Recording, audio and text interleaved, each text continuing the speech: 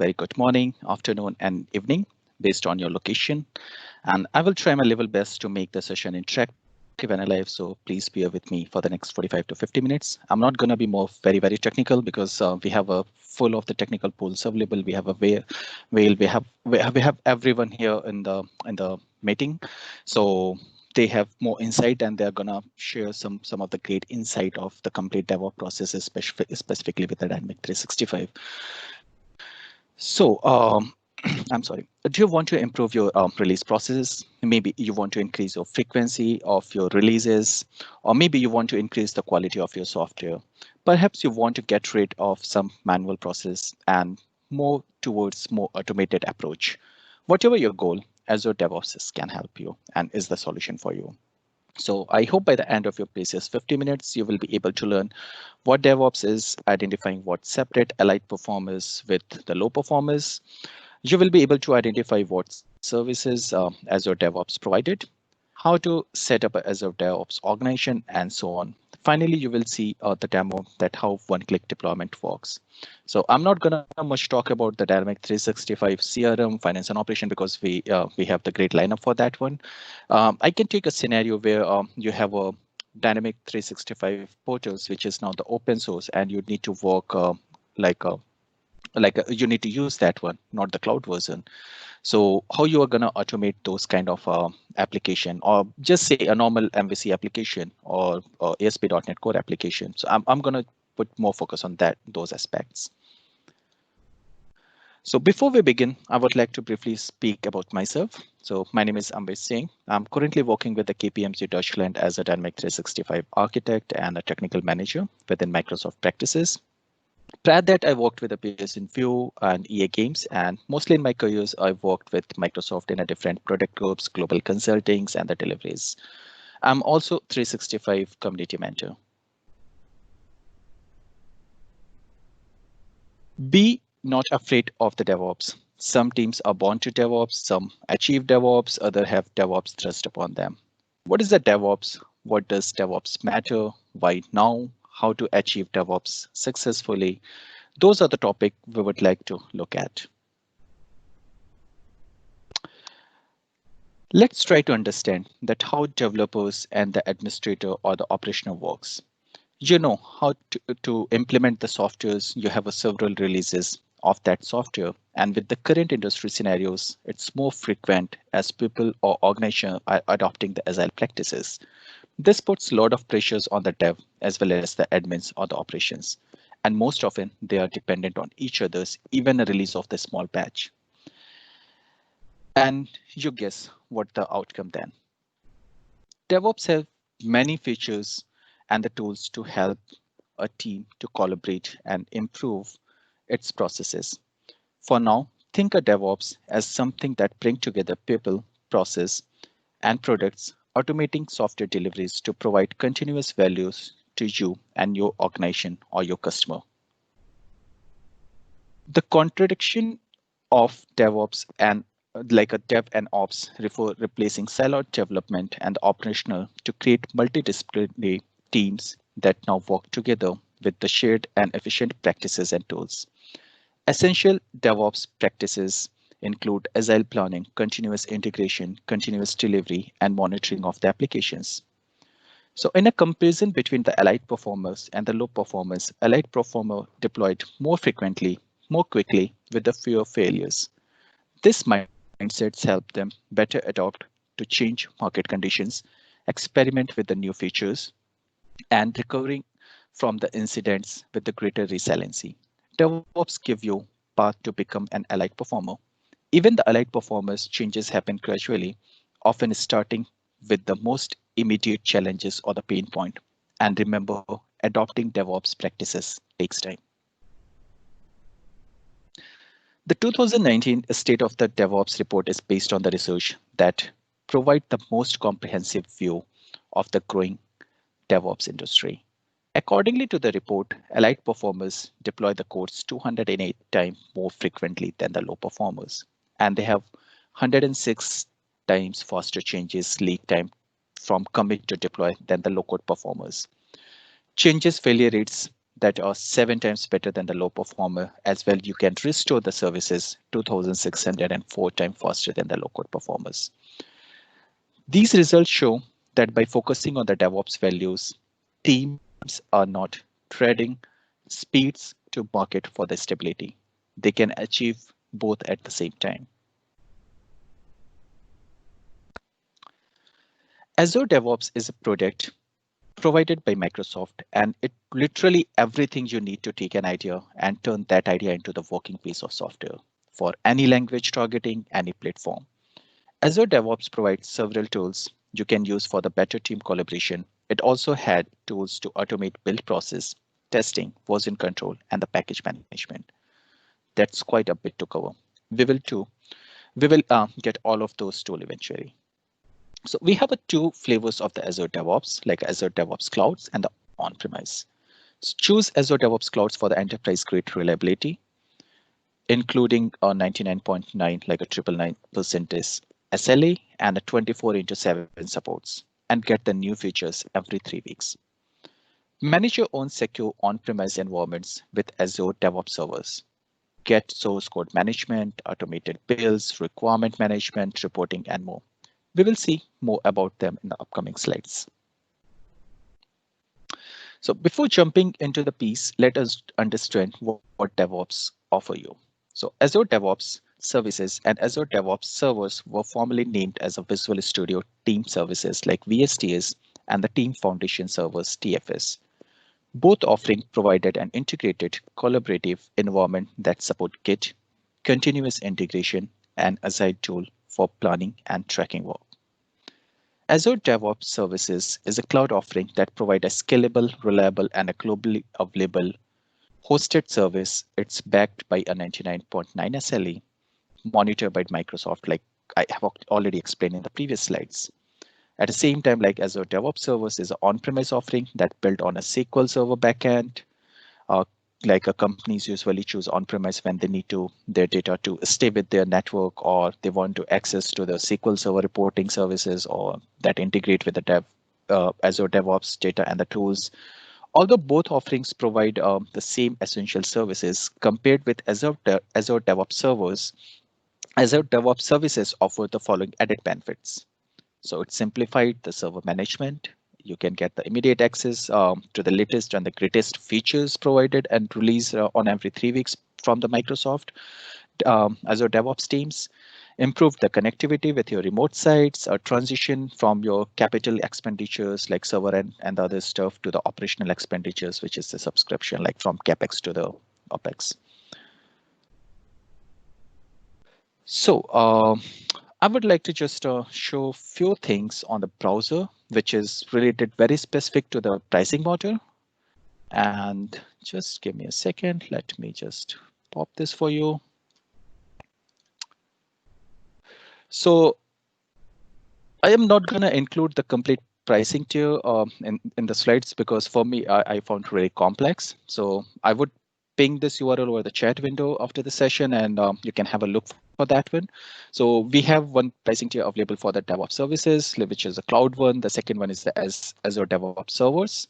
So you can just go and check anyone like both of them from there, and whatever is suited to your requirements, you can just go and get it both, like anyone from that. So you can get a Visual Studio subscription with some 37 euros and something. There are multiple things available for that one. The important aspect related with the classic purchasing. So to buy or renew traditional service licenses, or the CAL, the Azure DevOps servers, or the Windows servers order, you can just get it from that one. And they have not kind of the 3-year like a contract limitation. So now there's a Microsoft is quite relaxed in that aspect. If you're thinking about the Azure DevOps services, like you can go with the individual services, the user licenses is everything available here. So like an example, from the 0 to 2 GB is free, but if you're going to utilize more than that is space over the cloud, then you have to pay accordingly to the Microsoft. You can go with Azure DevOps for the open source, by which you can get the 10 free parallel jobs for the public projects. And There are a lot of other stuffs, like a kind of 1800 minutes per month is free, like around 30 hours in a month. So there are a lot of stuff available. You can get up to the 5 users free for that one. If you're just thinking about the 6 users, then you need to go and bought the separate licenses for that one. So there's like a compare features with the different licensing plans for that one. I would strongly recommend to go and have a look at, have a deep dive on it before deciding what kind of the data model you need to opt for, what kind of licensing plans you need to opt for, and everything is very well explained here. So in that case, I would definitely ask you to just go and have a look for that one. With there are some brilliant FAQs available there, and there are a lot of stuffs to go through.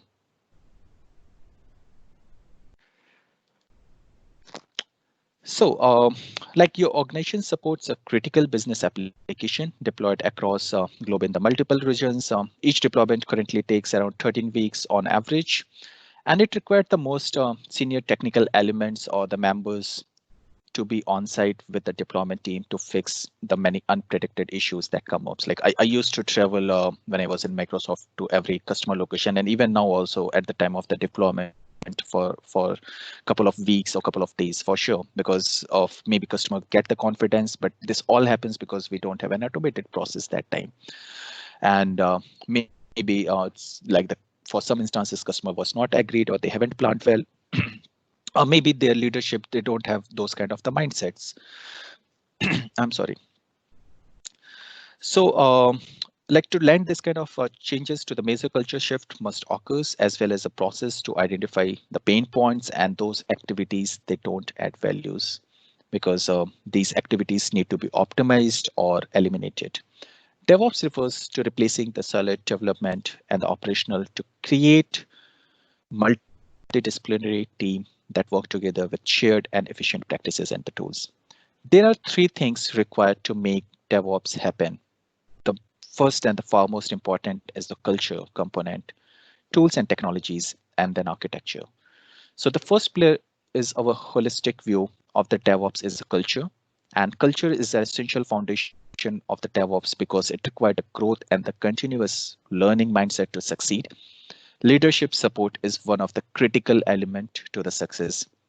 So accordingly to the Gartner report, cultural residence and low level of process discipline will create a significant failure rate for the DevOps initiatives. DevOps is a journey of full of challenges, and rarely are those challenges simply because of the wrong technologies or the wrong processes. In fact, the biggest and the most difficult obstacle tend to be cultural. And if you get the cultural, like if you get the culture wrong, even if you get everything else right, you are headed for frustration, extra cost, and likely failure. So the Gartner research shows that through 2023, 90% of the DevOps initiative will fail because of the limitation of management approaches used by the leadership. The primary responsibility of the leadership is to create an environment that enable a successful DevOps culture. Another pillar in our holistic view is the DevOps architecture. So like a well-designed architecture, it's a kind of the highway that can rapidly deliver business values to the end of users. When it is not done right, it's like a washed out bridge blocking you from the end goals. Software architecture is about making fundamental structural choice, which are costly to change once implemented. You need a great technology practices, which may include automation, AI, machine learning, etc. You need a high level of trust culture and architectures that enable you to get there. Code architecture facilitate deployability and the testability, and Azure DevOps is the key for that. The final pillar in our holistic view is that DevOps is tools and the technology. Technology continuously evolve to enable DevOps practices. Choosing the right solution with empower your team or in their DevOps journey. And here Azure DevOps come in. Azure DevOps encompass the entire tool chain from the source control, like either you're using Git or the team foundation server, through the continuous integration, release automation, or even product monitoring. Let's see what all this service Azure DevOps provide to us. So Azure boards track works With configurable Kanban boards, interactive backlogs, and powerful planning tool, unparalleled traceability and reporting makes board a perfect home for all of your ideas, either it's big or small. With Azure DevOps Web Services, teams can manage their software projects. It provides a rich set of capabilities to include native support for Scrums and the Kanban, customizable dashboards, and integrated reporting. The tool can scale up your business like as your business grows. You can quickly and easily start tracking user stories, backlog items, task features, and the bug associated with your project. You track works by adding work items based on your process and work items types available in your project. With Azure Repos, you will get flexible, powerful Git hosting with effective code reviews and unlimited free repositories for all of your ideas from one-person project to the world's largest repository. Azure Repos is set of the version control tool that you can use to manage your code, whether your software projects is large or small. Using version control as soon as possible is a good idea. Version control systems are softwares that help you to track changes you make in your code over the time. As you edit your code, you tell your version control system to take a snapshot for your files. The version control system saves that snapshot permanently so you can recall it later. If you need it, use version controls to save your works and coordinate changes like your code changes across your teams. Even if you're just a single developer, version control help you to stay organized as you fix bugs and deploy new features. Version controls keep a history of your development so that you can review and even roll back at any point of time any version for your code with ease. Azure Repos provide the two types of version controls, and one is the GitHub, which is the distributed version control and the most favorite nowadays. The earlier one was used by the Team Foundation version control like TFVC, which was the centralized version control.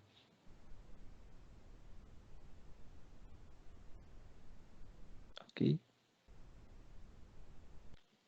So Azure pipelines, like with Azure pipelines, you can build, test, and deploy any language to any cloud or on-premise. Run in a parallel on Linux or the Mac OS and Windows and deploy containers to the individual host or maybe the Kubernetes. Azure Pipelines is a cloud service that you can use to automatically build and test your code project to make it available to the other users. It works with just about any language or the project type. Azure Pipelines combine the continuous integration and the continuous delivery like the CI/CD to constantly test and build your code and ship to any of the target. Implementing CI and CD pipelines help to ensure consistent and the quality code that reliability and the readability available to the user. And Azure pipelines provide a quick, easy, and safe way to automate building your projects to making them available to the users. So you use your pipeline because it supports the following scenarios. You can work with any of the languages or platform, deploy it to the different type of the target at the same time, integrate with Azure deployments, build on Windows, Linux, or the Mac machine, integrate with the GitHubs, work with the open source project. So if you use the public projects, Azure Pipelines is free. If you're using the private project, you can run up to 1800 minutes, like around 30 hours of pipeline jobs for every month freely. Now, with Azure Test Plans, you can often test and release the confidence, improve your overall code quality that manual exploratory testings tools for your apps. Quality is a vital aspect for any of the software system, and manual testing and exploratory testings continues to be an important technique for maximizing this. In today's softwares, like a development process, everybody in a team own the quality. Like it's not only the responsibility for the tester that they own the quality, it's including the developers, managers, product owners, user experience, advocates, and more people over the team. So Azure DevOps and TFS provide a rich, powerful tool everyone in the team can be used to drive quality and the collaboration throughout the development process. The easy-to-use browser-based test management solution provide all the capabilities required for plant and the manual testing, user acceptance acceptance testings, exploratory testings, and gathering feedbacks time to time from the stakeholders. Now, the last one is the Azure artifacts. And you can create and share like Maven, NPN, or the NuGet packages, feed from the public and the private sources with teams of any of the size. So you can add it fully integrated package management to your continuous integration, continuous delivery pipelines with a single click. Azure Artifacts is an extension to the Azure DevOps Services and Azure DevOps Servers. It comes with pre-installed with the Azure DevOps Services, Azure DevOps Servers 2019 and the TFS 2017 and 18. So Azure Artifacts is the new home for the package page under the build and the release page groups in the previous navigation UX of Azure DevOps Services and the TFS. So Azure Artifacts introduce the concept of multiple feeds that you can use to organize and control access to your packages. If you are familiar with using packages from the NuGet.org or npm.js, you can think of those places as a single feed. You might also heard feeds called package repositories or the package source, especially if you're an npm or the Maven user.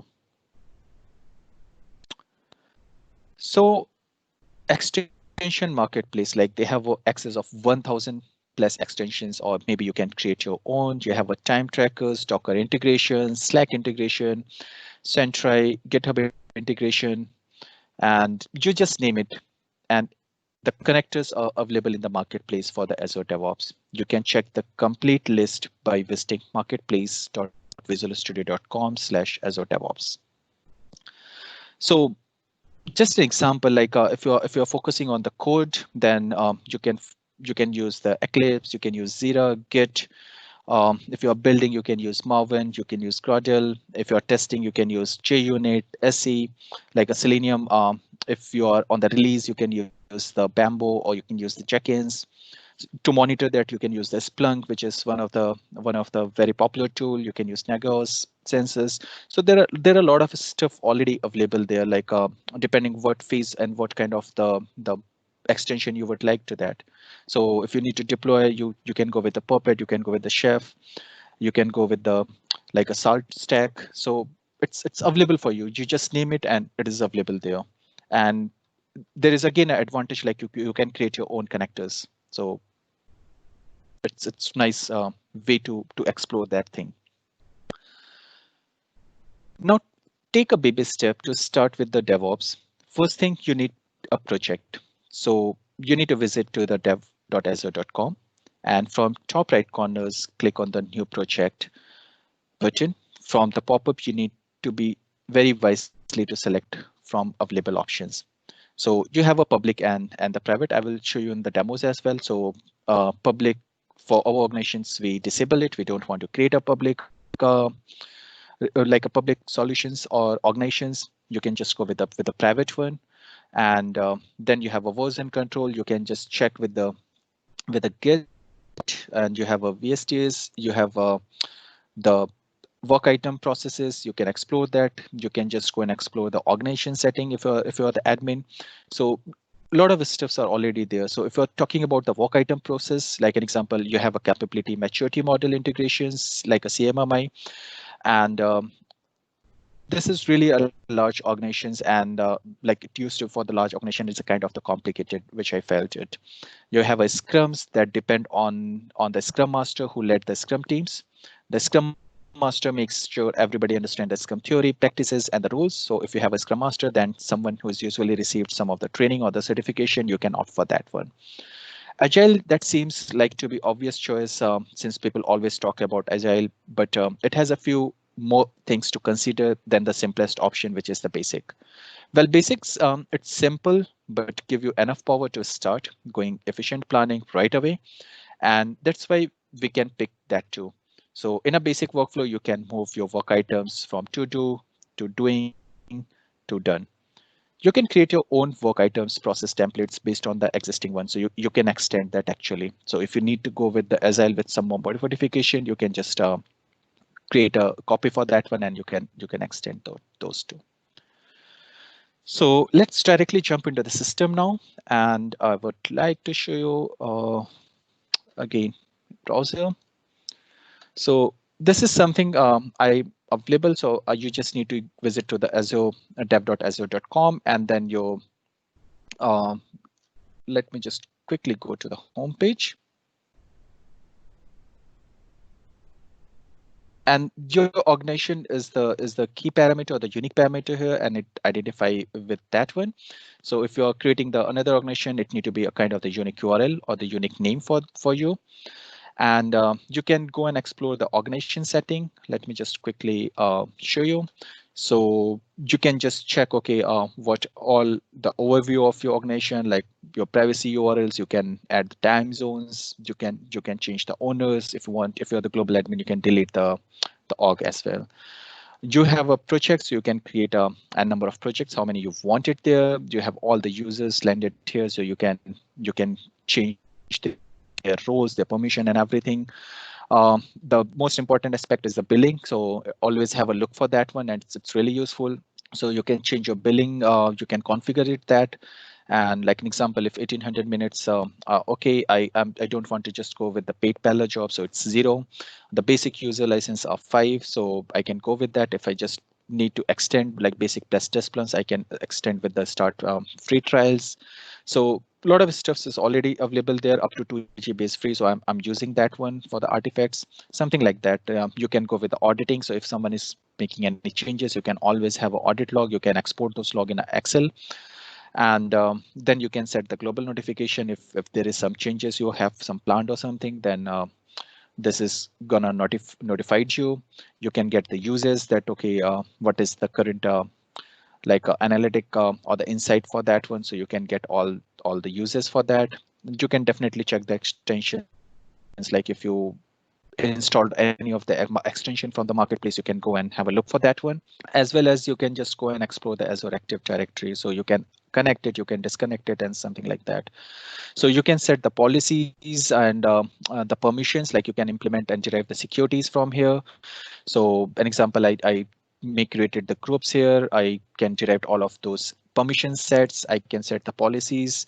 So an example, if you can see here, security policies, I not allowed to create a public projects, and I will show you in the demo that, okay, how it's look like. So it will be faded and you will get a notification that your organization don't allow that one. The same thing, like you can mention or change the process boards. Then you have a pipeline, so you can change the things in the pipelines. Like you can change the settings for that. You can check the parallel jobs at any point of time. You can change the OAuth configurations, and then you can as well as check the artifact. So you have wholesale, everything is available there. So if you can see on this particular list, I have a private project, is a Microsoft hosted. It's a free tier, one parallel job up to 1800 minutes per month is available there. If it is a self-hosted, 5 parallel jobs. If it is a free, like if it is free parallel jobs, it's 1, and the 4 with the Visual Studio Enterprise subscription, something like that. If it's a Microsoft hosted, it's a self-hosted. So with the self-hosted, you can go with the unlimited parallel jobs. Microsoft provided the 10 parallel jobs in the public projects. So something like it's already available there. So I would again go back there, and I told you like how to create a project. So just click on the new project, give the name of the project here, give the description, like for what you are creating the project. I told you, like as per my organization policy, I cannot create the public projects. It has the tons of the benefit if you are going with the public projects, but it's an organization policy, so I cannot overcome that one.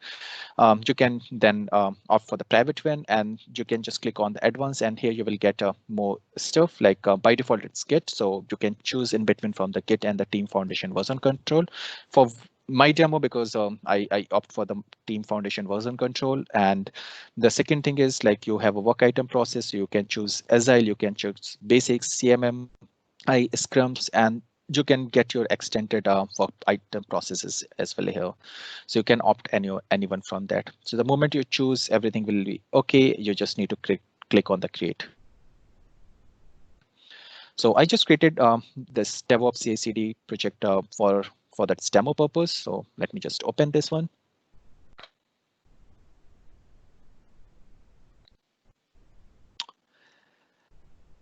Okay, So it is kind of the homepage for you, and I will just quickly give a walkthrough. Like on the left hand side, you can see some menus. On header, you have a toolbar, so you can access the marketplace. You can just see all of your work items, pull requests, and the favorites from there.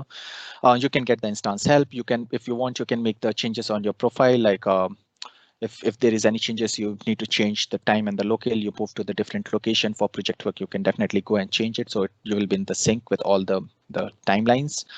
And you can like enable disable notification, you can manipulate those things. So those things you can do with your personal profile. The dashboard look like this. And I'm sorry. So you can get the project status, and you can opt from like last 1 day, last 7 days, and last 30 days. So it will give you a brief and overview of that one, that okay, what is going into the project from the dashboard perspective. What important aspect, like in the dashboard, you can even like enable something like if you need a specific chart, specific values, then you can enable that one. So I enable, okay, what is the pipeline stuff and what is the build analytics, I just push that one. I will show you a few more dashboards, maybe from the different projects. It's just for the demo, so I haven't included much there. The next important is the analytic view, so you can have the flavor for that one. It will give you the complete insight for that. You can enable the wiki for your project, and then you can start with the boards. So an example for the boards, basically, if you can see here. So like Azure boards provide the like kind of the following interactive list and signboards. Each tools provide a filtered set of work items. All tools supports viewing and the defining the work items. So like an example, you have a work items in the Azure boards, and that used to quickly find out the work items that are assigned to you, like pivots or the filters work items based on the other criteria, such as the work items that you follow, that you have mentioned in, or maybe that you just viewed or updated one. So that is the one thing. Let me, sorry, quickly show one of the project where you will see the work items, the proper boards, wikis, and everything. Let me just pull this project here. Second. So you can get a wiki for that one, like, okay, what all the things are available, like you can just to surface those information. In a summary, the dashboards you can get as well, like if you want very specific dashboard, okay, what is the condition, anybody can come and just have a look, okay, what is going on inside the project. So you can get the complete insight of your project, or like maybe the complete life cycle management, that what is going on, how many bugs are there, what deployment is going on, what task the business team is discussing with the customer, something like that. You can get a complete insight that one. Your analytic view, yeah, like it's provide you the by default.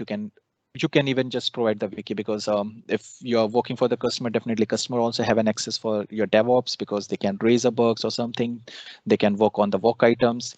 So you can just mention them, okay, how to use the teams, how to use the Azure DevOps, like something, and they can get a complete insight for that one.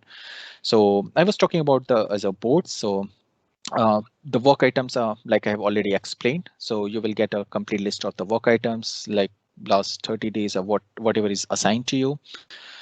Those all the information. So you can get a complete insight for that one. You can create your work items, and every option is already available. You can manipulate the column options. You can import it or something like that. If accidentally you deleted something, you can import it again from the recycle bin. The next important thing is the boards. So the boards present the work items as a card and support quick status updates that drag and drop. The feature is similar to the sticky notes on a physical whiteboards, and used to implement Kanban practices as visualize the flows or the work for a team. So it's very familiar, like we used to do in the older days, or the boards or something. So that is the boards. The backlogs basically present work items as a list. So a product backlog represent your project plans, and a repository that all the information you need to track it to share with your team, management, or the stakeholders. Portfolio backlogs allow you to group or organize your backlog in a hierarchy way, so you can plan, prioritize, and organize organize your works and accordingly. The next important thing is a sprint, because definitely like most of the organization now work on the agile, and they have the sprints from 2 weeks to the 4 weeks, or in on average like 2 to 3 weeks. So sprint backlogs and the task board provide a filter view for your work items that team assigned to a specific iteration path of the sprint. I'm sorry for that.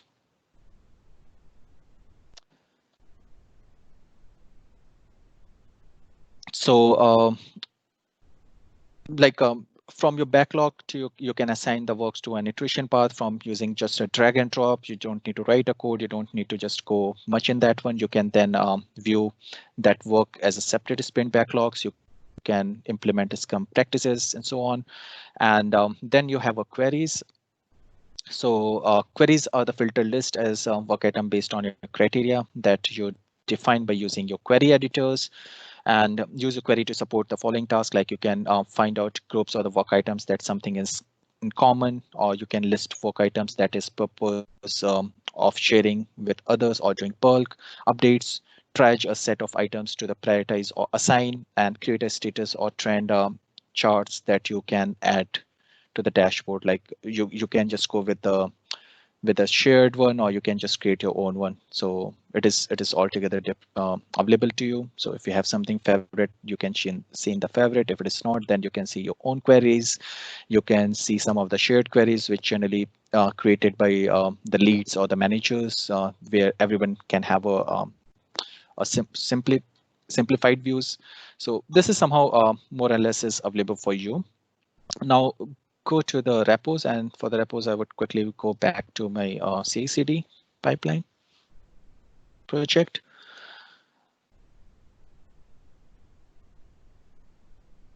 Okay, give a second, and here's pop-up.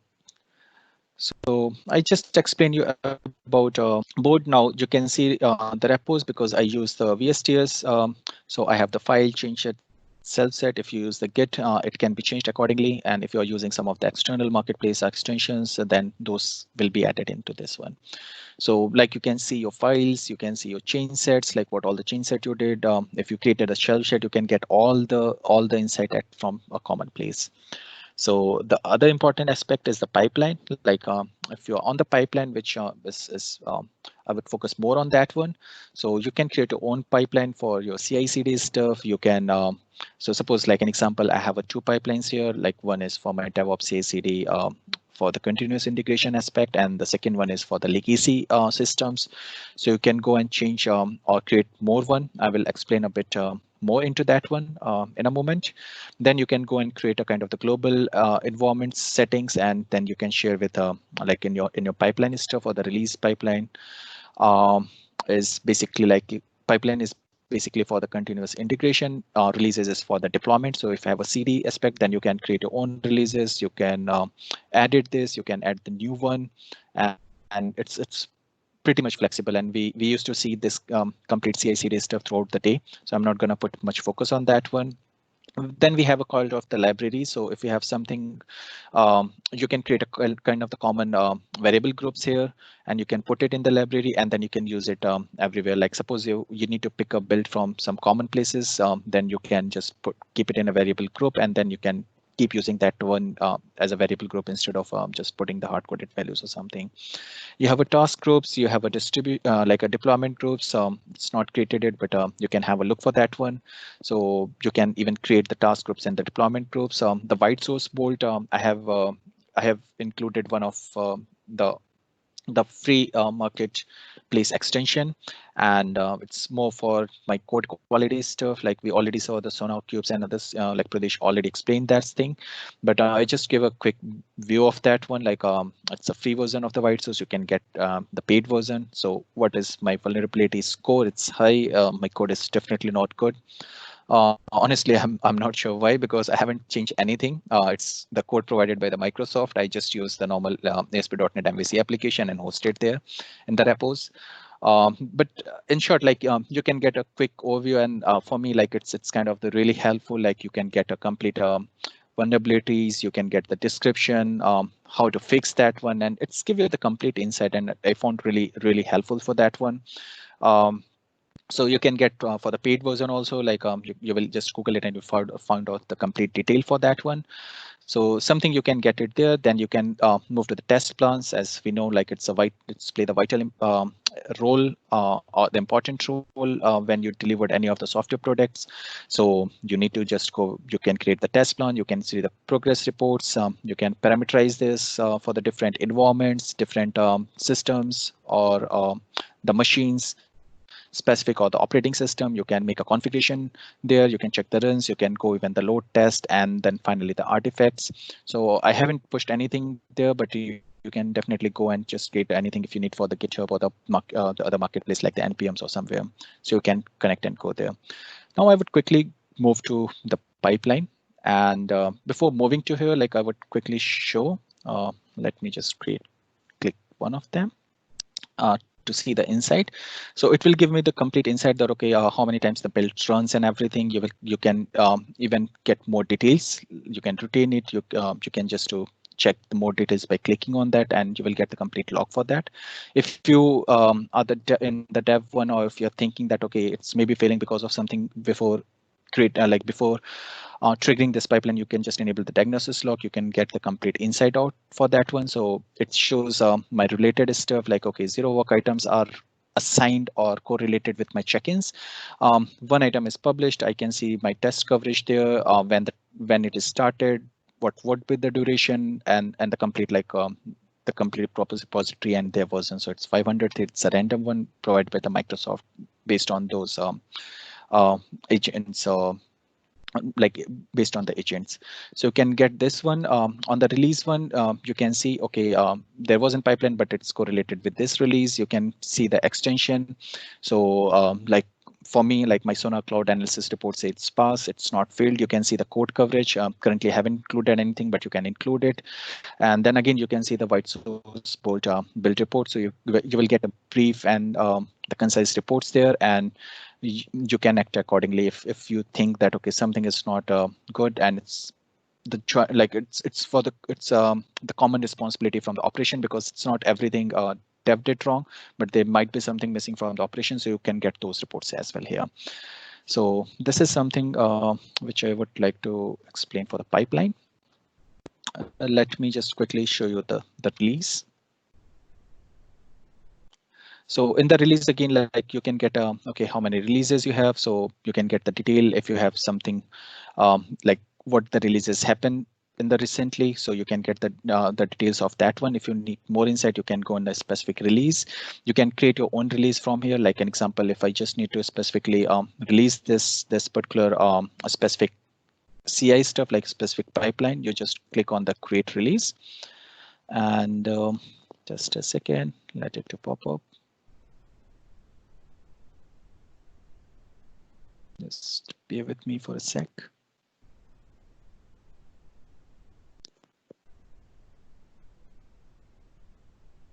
Okay, I will come to this soon. Let me just check the other stuff. So it's a complete deployment where it got deployed and everything, what branch, what build. You can get all of your analytics, like if there is any test cases associated with that, like how it's performing and everything. So you can get those insight as well. And then I would quickly show something in the pipeline.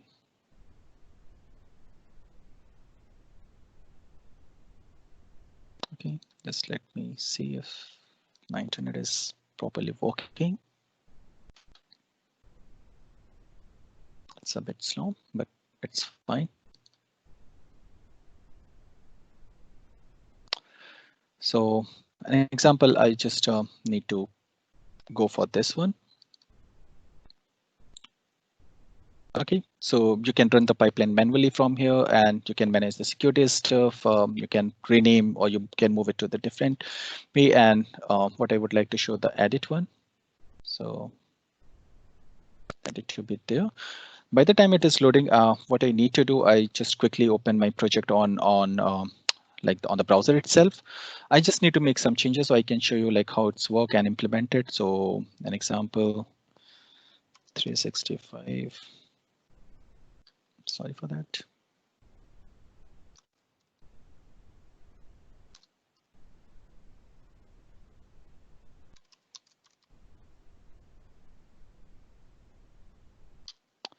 So I'm trying to make few changes so I can figure it out. It's working fine.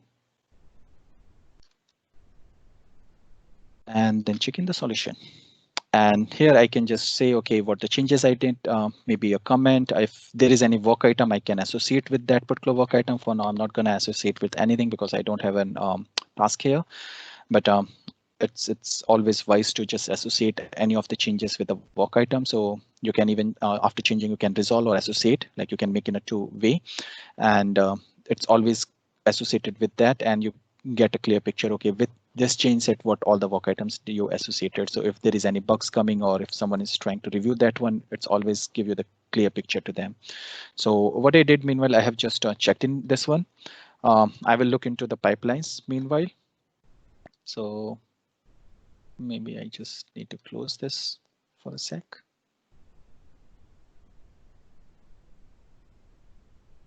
Okay, so I'm trying to figuring it out, but I will duplicate it so I can show the progress as well there. And then I will back on this browser window.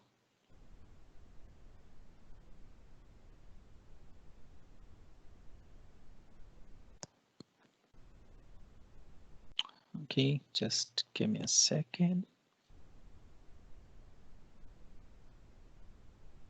It's good.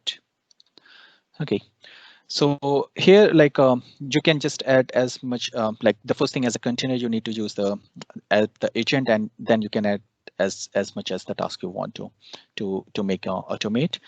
And then you have a variable. So if you need to put some like there are some already system defined. I haven't used any variable, but it's always advisable to use the variable, because if you need to make any changes, you definitely don't need to go on the task level. You can just change from the variable level here. And there are few predefined system variables like system collection ID, debug definition ID, and the team project. So this you can get it from there. The triggers is again an important, like when might this pipeline need to be triggered. So I just enable like the continuous integration. I give the path specification, like from where it need to pick the values, and if any changes happen there, like I included this one. So if any changes happen in this particular path, it need to be included in the pipeline. So by this way, I'm just trying to automate it. So I don't like as I shown you, I just clicked on the check-in. I didn't do anything on the DevOps CI/CD pipeline, and it's automated to start building that thing. So if you can see like a blue mark here, so it's currently running. If it is ticked, like it's successfully executed. I will come back on this as well in a couple of minutes. And this is, you can schedule it. You can make some more stuff like, okay, after build completion, if you need to clean up or something, you can mention those things. You have an option available there. You have a retention available there. So you can just go and validate this too. So an example, my build job need to be timeout after 60 minutes, or it need to be canceled timeout for the 5 minutes. So I don't want to run my build if it is stuck with somewhere for whole day or something. I don't want to block my resource. So I could just think it, okay, a normal situation, my application is taking 30 minutes, so I could go for 45 minutes or maybe 1 hour, but not definitely for 5 hours or for maybe 24 hours or whole day.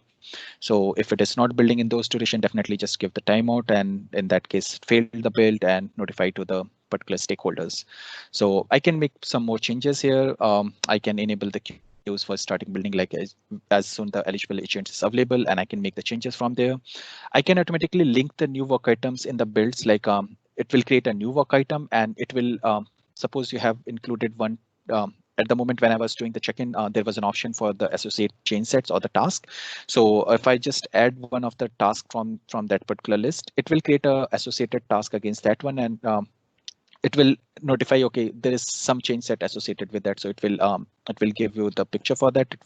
You can go and check it in the particular tasks descriptions or the histories or the associations. And then if something is getting failure, you can also just create an automated like a work items for that one. And it's really important, like if you're working really in a productive environment or something. You can go and check the retention, that okay, how long you need to just keep it. So it need to be derived from the project settings. Like I told you, like it's around 60 minutes, sorry, 60 days or something. You derived from there. So you can go in the project setting and you can configure it from there. You can check the histories as well, like all the complete inside out, that okay, what all the changes happen in this particular pipeline. So it's always good and visible if someone like someone is making the changes, they can give a brief comment. So if someone is reviewing those things, it's easy for them to find out, okay, what exact changes they have been done, because it's not kind of the code view that, okay, you have one code, you have another code in the source control, and you just right click and compare the code. So comment is really playing a significant role here. So let me check it here, and my build is failed because of some reason. It's perfectly fine. I can just go and check it. But meanwhile, I will just quickly pop up my Outlook, and I will see, okay, what happened there.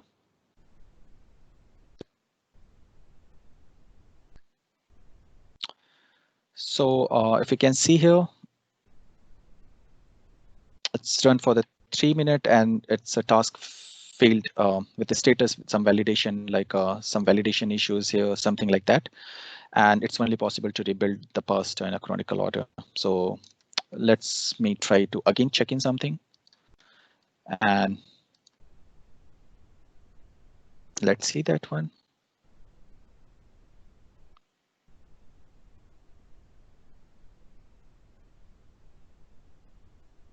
Okay.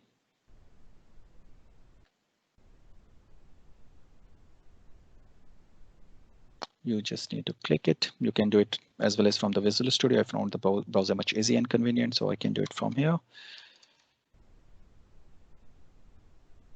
Something, checking. We will see it like more, but meanwhile, I can show you the few more stuff. So an example, forget about this failure, which is good. Like you got the complete insert for that one.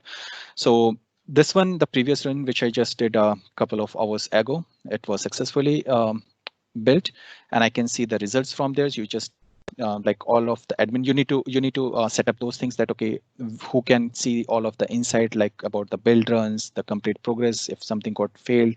So you need to map those things in your project settings. And on the top of that, like I got a successful one in my release pipeline. There was a scenario like because the idea was I built it for the dev environment, and then there was a tester who will test everything, and then test lead will give the sign off before pushing it to the UAT environment. So I just pushed the UAT task. I got pushed the approval task there, and I got an approval workflow here. So I can go to the approval. I can then either approve or disapprove with my comments, that okay, why I'm approving, like maybe all test cases pass. If I'm not approving, the build need to be go to the UAT or the production, I can decline it. And I can say, okay, this don't need to be go, because by the time like there was a lot of P1 issues, so we cannot go with the 2 or 3 P1 issues, it need to be fixed, something like that. So you can play around with that too.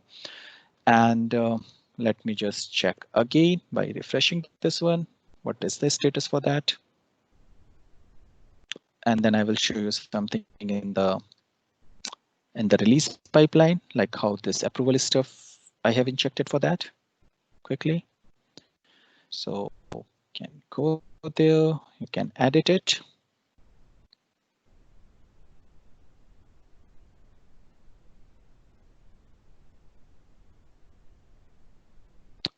It's running currently on this window. Let's see this one. So it's artifacts. I can check, okay, what would be the trigger conditions, or the trigger condition I have just enabled, like for the deployment too.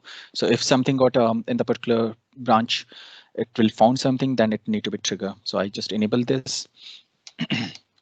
I can schedule it like maybe on every Friday, I need to just get a complete build and need to deploy, or maybe every fortnight. So I can do that too. I just created the stage. So the first stage is providing like or deploying it on the dev environment. The second is deploying to the UAT. I just put the small check in between, like I just put the approval here, and I just said, okay, who need to approve? You can just add the user from your org here, and then you can make few of the settings here, like what would be the timeout for the approval. Like if it is, I'm not getting any response from this user for till 30 days, you need to be timeout, and then I can make more on the top of more settings on that one. So it's all configured. You don't need to write a single line of code. You just need to see what, like by doing what you can achieve it. So it's more tactical stuff what you need to be focused on while deploying it. And definitely with every project setup you will learn a lot of, because it's a ever never like ending learnings for you. Let me just quickly check it here by refreshing it if it is built. If not, then I will just quickly go to my pipeline here, and I will show you the approval meanwhile.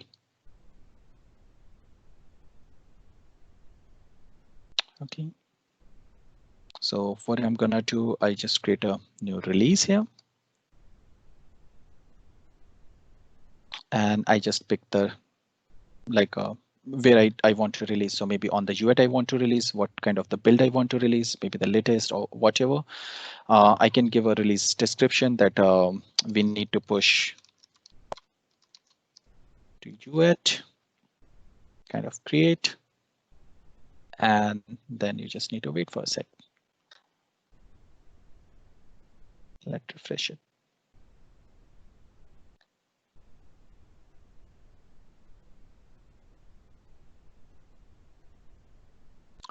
So the basic idea is like anyway, like if you're using an example Dynamic 365 on-premise, and in that case, if you're you have a Dynamic 365 portals on-premise, then you can just, because it's a MVC based application, so you can create like your own, you can push it to your own source control.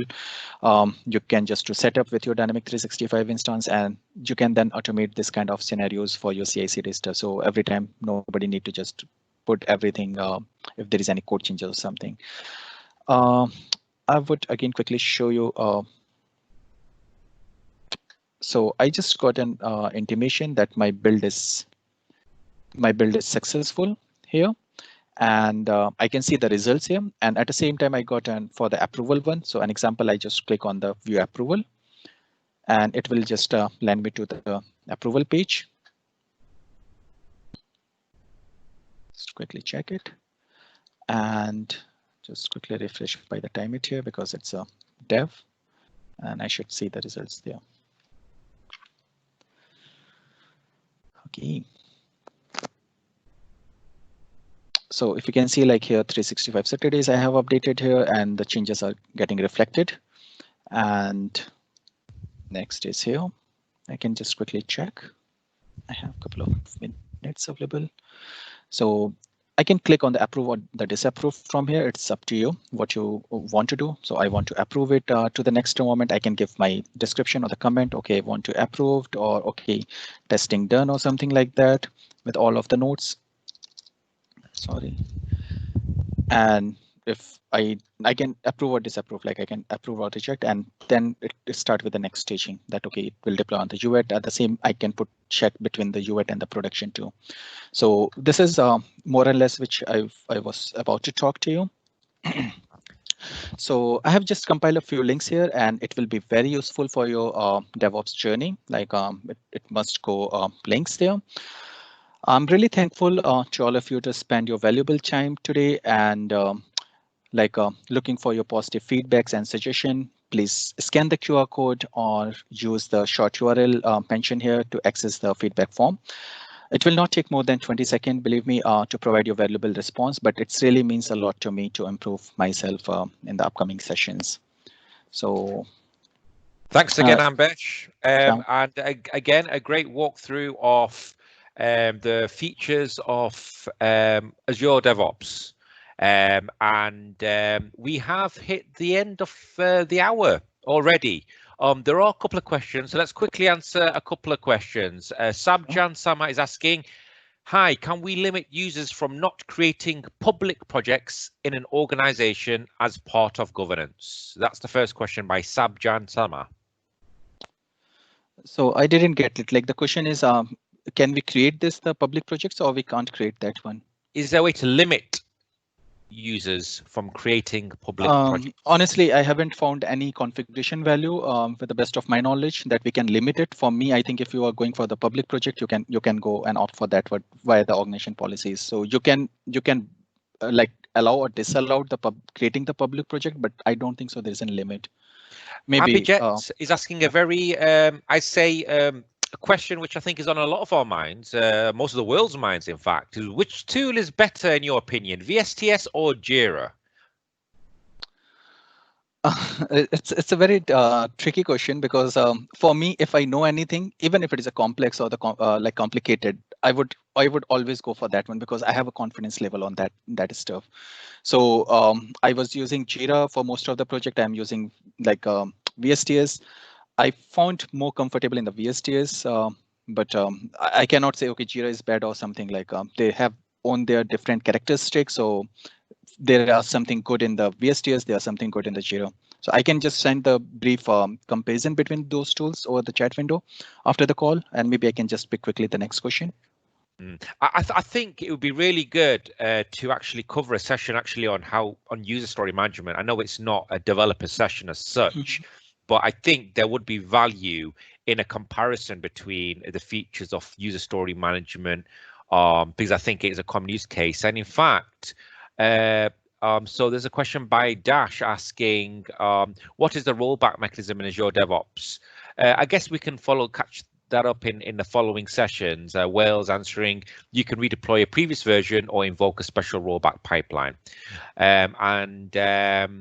Yes, so again, we've come to the end of the session. Thanks again, Ambesh. You do deliver a lot of sessions covering lots of different topics. Please follow Ambesh on LinkedIn, Twitter, YouTube, and he's definitely doing as much as he can for the community.